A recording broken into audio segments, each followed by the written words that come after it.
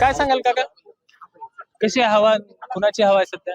सन्मान्य संभाजीभाई पाटील यांचं मतदारसंघामध्ये मोठ्या प्रमाणात काम असल्यामुळं तुम्ही आता जागेला सर्व जनता मतदारसंघातील देशमुखाला पहिलं गडीला धक्का दिला होता लातूरमध्ये जाऊन, आता मतदान रूपी आशीर्वादामध्ये पार गडी साफ केली जाईल.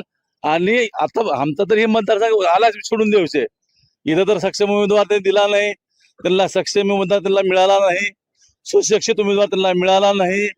आता फक्त चिंता त्यांनी लातूर मधल्या सीटा वाचवायच्या त्यांच्या बघा म्हणा, निलंग्यात तिथं सीट आलेच, तिथल्या सीटा पूर्ण गेल्या दोन्ही बी देशमुख. निलंगा मतदारसंघामध्ये काय सांगाल, कुणाची हवा आहे? आणि त्याचसोबत एक विषय असा आहे की सोयाबीनला भाव नाही, असे अनेक प्रश्न महायुती सरकारकडनं सोडवायची राहिलेली आहेत.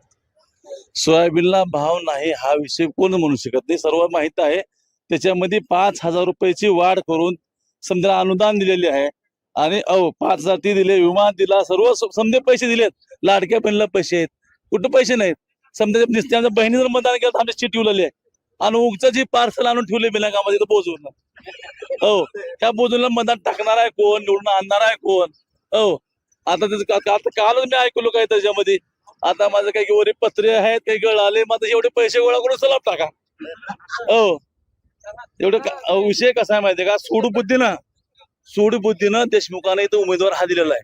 हो त्याने माही काय केला, ह्या लोकांच्या जनतेला वेटीस धरण्यासाठी कारखाना ताब्यात घ्यायचा प्रयत्न केला, खटकपणे मेक मारल्या, कारखाना सोडून देशमुख पळून गेले. मग ही पिल्लू निलंगा आहे, विचार करून राहायचं.